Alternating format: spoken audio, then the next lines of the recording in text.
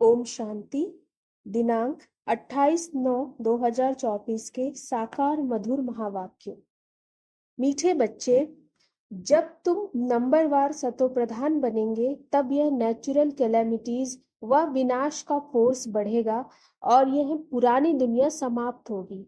प्रश्न: कौन सा पुरुषार्थ करने वालों को बाप का पूरा वर्षा प्राप्त होता है?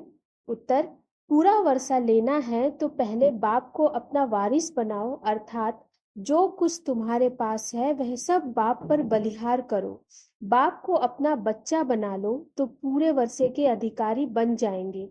दूसरा, संपूर्ण पवित्र बनो तब पूरा वर्षा मिलेगा। संपूर्ण पवित्र नहीं तो मोचरा खाकर थोड़ी सी मानी अर्थात रोटी मिल जाएगी। ओम शांति। बच्चों को सिर्फ एक की याद में नहीं बैठना है, 3 की याद में बैठना है। भल एक ही है परंतु तुम जानते हो वह बाप भी है, शिक्षक भी है, सद्गुरु भी है। हम सबको वापिस ले जाने आए हैं। यह नई बात तुम ही समझते हो। बच्चे जानते हैं वह जो भक्ति सिखाते हैं, शास्त्र सुनाते हैं, वह सब है मनुष्य। इनको तो मनुष्य नहीं कहेंगे ना। यह तो है निराकार। निराकार आत्माओं को बैठ पढ़ाते हैं। आत्मा शरीर द्वारा सुनती है। यह ज्ञान बुद्धि में होना चाहिए। अभी तुम बेहद के बाप की याद में बैठे हो। बेहद के बाप ने कहा है, रूहानी बच्चों, मुझे याद करो तो पाप कट जाए। यहाँ शास्त्र आदि की कोई बात नहीं। जानते हो बाप हमको राजयोग सिखला रहे हैं। कितना भारी टीचर है। ऊंचते ऊंच तो पद भी ऊंचते ऊंच प्राप्त कराते हैं। जब तुम सतो प्रधान बन जाएंगे नंबरवार पुरुषार्थ अनुसार, तब फिर लड़ाई होगी, नेचुरल कैलेमिटीज भी होंगी। याद भी जरूर करना है। बुद्धि में सारा ज्ञान भी होना चाहिए। सिर्फ एक ही बार पुरुषोत्तम संगम युग पर बाप आकर समझाते हैं, नई दुनिया के लिए। छोटे बच्चे भी बाप को याद करते हैं। तुम तो समझदार हो, जानते हो बाप को याद करने से विकर्म विनाश होंगे और बाप से ऊंच पद पाएंगे। यह भी जानते हो इन लक्ष्मी नारायण ने नई दुनिया में जो पद पाया है वह शिव बाबा से ही पाया है। यह लक्ष्मी नारायण ही फिर 84 का चक्र लगाकर अभी ब्रह्मा सरस्वती बने हैं। यही फिर लक्ष्मी नारायण बनेंगे। अभी पुरुषार्थ कर रहे हैं। सृष्टि के आदि मध्य अंत का तुमको ज्ञान है। अब तुम अंधश्रद्धा से देवताओं के आगे माथा नहीं झुकाएंगे। देवताओं के आगे मनुष्य जाकर अपने को पतित सिद्ध करते हैं। कहते हैं आप सर्वगुण संपन्न हो, हम पापी विकारी हैं, कोई गुण नहीं है। तुम जिनकी महिमा गाते थे अभी तुम स्वयं बन रहे हो। कहते हैं बाबा यह शास्त्र आदि कब से पढ़ना शुरू हुआ है? बाप कहते हैं जब से रावण राज्य शुरू हुआ है। यह सब है भक्ति की सामग्री। तुम जब यहाँ बैठते हो तो बुद्धि में सारा ज्ञान धारण होना चाहिए। यह संस्कार आत्मा ले जाएगी। भक्ति के संस्कार नहीं जाने हैं। भक्ति के संस्कार वाले पुरानी दुनिया में मनुष्यों के पास ही जन्म लेंगे। यह भी जरूर है। तुम्हारी बुद्धि में यह ज्ञान का चक्र चलना चाहिए। साथ साथ बाबा को याद भी करना है। बाबा हमारा बाप भी है। बाप को याद किया तो विकर्म विनाश होंगे। बाबा हमारा टीचर भी है तो पढ़ाई बुद्धि में आएगी और सृष्टि चक्र का ज्ञान बुद्धि में है, जिससे तुम चक्रवर्ती राजा बनेंगे। याद की यात्रा चल रही है। ओम शांति। भक्ति और ज्ञान। बाप को कहा जाता है ज्ञान का सागर। उनको भक्ति का सारा मालूम है। भक्ति कब शुरू हुई, कब पूरी होगी, मनुष्य को यह पता नहीं। बाप ही आकर समझाते हैं। सतयुग में तुम देवी देवता विश्व के मालिक थे। वहां भक्ति का नाम नहीं, एक भी मंदिर नहीं था। सब देवी देवता ही थे। पीछे जब आधी दुनिया पुरानी होती है, यानी 2500 वर्ष पूरे होते हैं, अथवा त्रेता और द्वापर का संगम होता है, तब रावण आता है। संगम तो जरूर चाहिए। त्रेता और द्वापर के संगम पर रावण आते हैं। जबकि देवी देवता वाम मार्ग में गिरते हैं, यह सिवाय तुम्हारे कोई नहीं जानते। बाप भी आते हैं कलयुग अंत और सतयुग आदि के संगम पर, और रावण आता है त्रेता और द्वापर के संगम पर। अब उस संगम को कल्याणकारी नहीं कहेंगे, उनको तो अकल्याणकारी ही कहेंगे। बाप का ही नाम कल्याणकारी है। द्वापर से अकल्याणकारी युग शुरू होता है। बाप तो है चैतन्य बीज रूप, उनको सारे झाड़ की नॉलेज है। वह बीज भी अगर चैतन्य हो तो समझावे, मेरे से यह झाड़ ऐसे निकलता है, परंतु जड़ होने कारण बता नहीं सकता। हम समझ सकते हैं कि बीज डालने से पहले झाड़ छोटा सा निकलता है, फिर बड़ा हो फल देना शुरू करता है, परंतु चैतन्य ही सब कुछ बता सकते हैं। दुनिया में तो आजकल मनुष्य क्या क्या करते रहते हैं, इन्वेंशन निकालते रहते हैं, चंद्रमा में जाने की कोशिश करते हैं। यह सब बातें अभी तुम सुन रहे हो। चंद्रमा तरफ कितना ऊंचा लाखों माइल्स तक चले जाते हैं जांच करने के लिए कि देखें चंद्रमा क्या चीज है। समुद्र में कितना दूर तक जाते हैं, जांच करते हैं, परंतु अंत पा नहीं सकते। पानी ही पानी है। एरोप्लेन में ऊपर जाते हैं, उन्हों को पेट्रोल इतना डालना है जो फिर वापस भी आ सके। आकाश बेहद है ना, सागर भी बेहद है।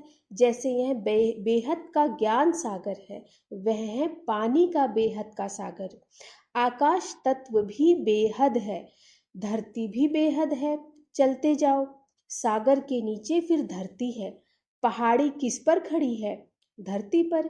फिर धरती को खोदते हैं तो पहाड़ निकल आता, उसके नीचे फिर पानी भी निकल आता। सागर भी धरती पर है, उसका कोई अंत नहीं पा सकते हैं कि कहाँ तक पानी है, कहाँ तक धरती है। परम पिता परमात्मा जो बेहद का बाप है, उनके लिए बेअंत नहीं कहेंगे। मनुष्य भल कहते हैं ईश्वर बेअंत है, माया भी बेअंत है, परंतु तुम समझते हो ईश्वर तो बेअंत हो ही नहीं सकता।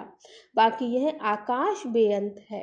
यह 5 तत्व है, आकाश, वायु आदि। यह 5 तत्व तमो प्रधान बन जाते हैं। आत्मा भी तमो प्रधान बनती है, फिर बाप आकर सतो प्रधान बनाते हैं। कितनी छोटी आत्मा है, 84 जन्म भोगती है। यह चक्र फिरता ही रहता है।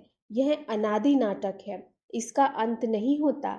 यह परंपरा से चला आता है। कब से शुरू हुआ यह कहें तो फिर अंत भी हो। बाकी यह बात समझानी है। कब कब से नई दुनिया शुरू होती है, फिर पुरानी होती है। यह 5000 वर्ष का चक्र है जो फिरता ही रहता है। अभी तुम जानते हो, बाकी उन्होंने तो धुक्का अर्थात गपोड़ा लगा दिया है। शास्त्रों में लिखा है कि सतयुग की आयु इतने लाखों वर्ष है, तो मनुष्य सुनते सुनते उनको ही सच समझ लेते हैं। यह पता नहीं पड़ता भगवान कब आकर अपना परिचय देंगे। न जानने के कारण कह देते हैं कलयुग की आयु 40,000 वर्ष भी पड़ी है। जब तक तुम न समझाओ, अभी तुम निमित्त हो समझाने के लिए कि कल्प 5000 वर्ष का है, ना कि लाखों वर्ष का। भक्ति मार्ग की कितनी सामग्री है। मनुष्यों को पैसा होता है तो फिर खर्चा करते हैं। बाप कहते हैं मैं तुमको कितने पैसे देकर जाता हूँ। बेहद का बाप तो जरूर बेहद का वर्षा देंगे। इससे सुख भी मिलता है, आयु भी बड़ी होती है। बाप बच्चों को कहते हैं मेरे लाडले बच्चों, आयुष्यवान भव। वहां तुम्हारी आयु 150 वर्ष रहती है। कभी काल नहीं खा सकता। बाप वर देते हैं, तुमको आयुष्यवान बनाते हैं। तुम अमर बनेंगे। वहां कभी अकाले मृत्यु नहीं होगी। वहां तुम बहुत सुखी रहते हो, इसीलिए कहा जाता है सुख धाम। आयु भी बड़ी होती, धन भी बहुत मिलता है, सुखी भी बहुत रहते हो, कंगाल से सिरताज बन जाते हो। तुम्हारी बुद्धि में है बाप आते हैं देवी देवता धर्म की स्थापना करने। वह तो जरूर छोटा झाड़ होगा। वहां है ही एक धर्म, एक राज्य, एक भाषा। उसको ही कहा जाता है विश्व में शांति। सारे विश्व में हम ही पाठधारी हैं, यह दुनिया नहीं जानती। अगर जानती हो तो बताए कब से हम पाठ बजाने आते हैं। अभी तुम बच्चों को बाप समझा रहे हैं, गीत भी है ना, बाबा से जो मिलता है सो और कोई से नहीं मिलता। सारी पृथ्वी, आसमान, सारा विश्व की राजधानी दे देते हैं।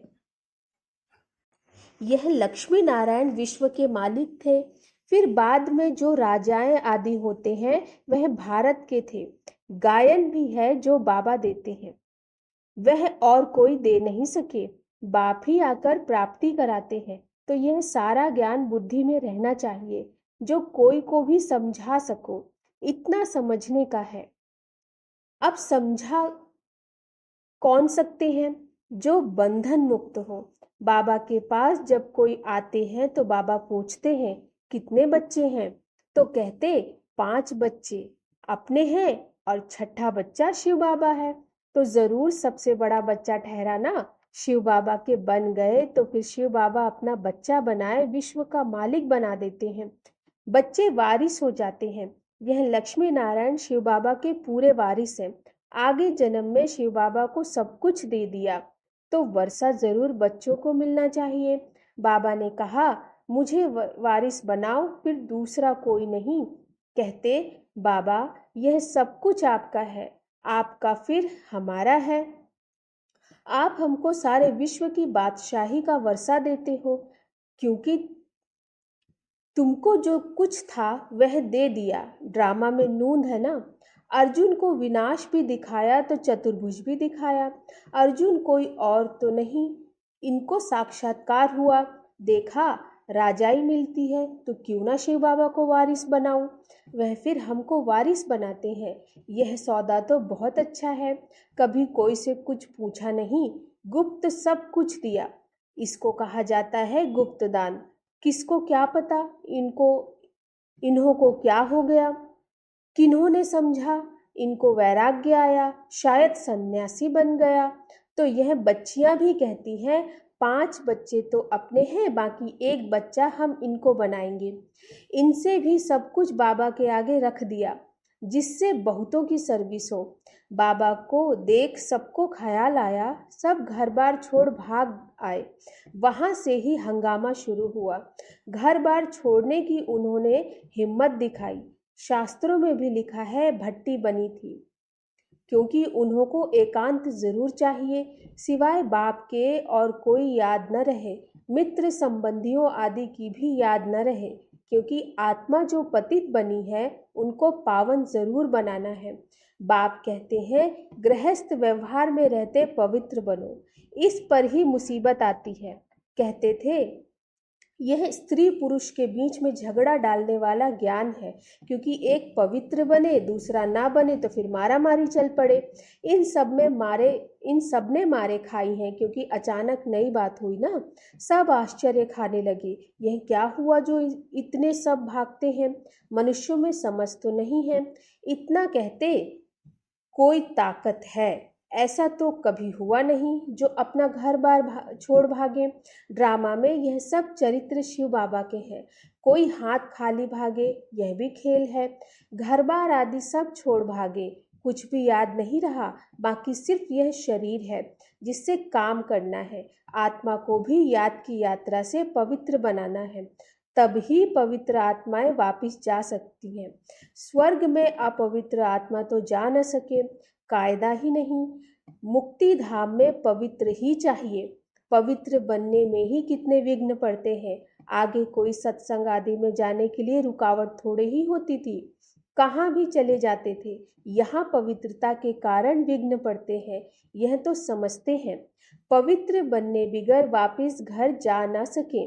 धर्मराज द्वारा मोचरे अर्थात सजाएं खानी पड़ेंगी, फिर थोड़ी मानी मिलेगी। मोचरा नहीं खाएंगे तो पद भी अच्छा मिलेगा। यह समझ की बात है। बाप कहते हैं मीठे बच्चों तुमको हमारे पास आना है। यह पुराना शरीर छोड़ पवित्र आत्मा बन आना है। फिर जब 5 तत्व सतोप्रधान नए हो जाएंगे तब तुमको शरीर नए सतोप्रधान मिलेंगे। सारे उतल पातल हो नए बन जाएंगे। जैसे बाबा इनमें आकर बैठते हैं वैसे आत्मा बिगर कोई तकलीफ गर्भ महल में जाकर बैठेगी। फिर जब समय होता है तो बाहर आ जाती है तो जैसे बिजली चमक जाती है, क्योंकि आत्मा पवित्र है। यह सब ड्रामा में नूंद है। अच्छा, मीठे मीठे सिकिलधे बच्चों प्रति मात पिता बाप दादा का याद प्यार और गुड मॉर्निंग। रूहानी बाप की रूहानी बच्चों को नमस्ते। हम रूहानी बच्चों की रूहानी बाप दादा को नमस्ते नमस्ते नमस्ते। धारणा के लिए मुख्य सार है, आत्मा को पावन बनाने के लिए एकांत की भट्टी में रहना है। एक बाप के सिवाय दूसरा कोई भी मित्र संबंधी याद ना आए। दूसरा, बुद्धि में सारा ज्ञान रख, बंधन मुक्त बन, दूसरों की सर्विस करनी है, बाप से सच्चा सौदा करना है। जैसे बाप ने सब कुछ गुप्त किया ऐसे गुप्त दान करना है। वरदान, माया के विकराल रूप के खेल को साक्षी होकर देखने वाले मायाजीत भव। माया के विकराल रूप के खेल को साक्षी होकर देखने वाले मायाजीत भव। माया को वेलकम करने वाले उसके विकराल रूप को देखकर घबराते नहीं। साक्षी होकर खेल देखने से मजा आता है, क्योंकि माया का बाहर से शेर का रूप है लेकिन उसमें ताकत बिल्ली जितनी भी नहीं है। सिर्फ आप घबराकर उसे बड़ा बना देते। क्या करूं, कैसे होगा? लेकिन यही पाठ याद रखो, जो हो रहा है वो अच्छा और जो होने वाला है और अच्छा। साक्षी होकर खेल देखो तो मायाजीत बन जाएंगे। स्लोगन, जो सहनशील है वह किसी के भाव स्वभाव में जलते नहीं। व्यर्थ बातों को एक कान से सुन दूसरे से निकाल देते हैं। अच्छा, ओम शांति।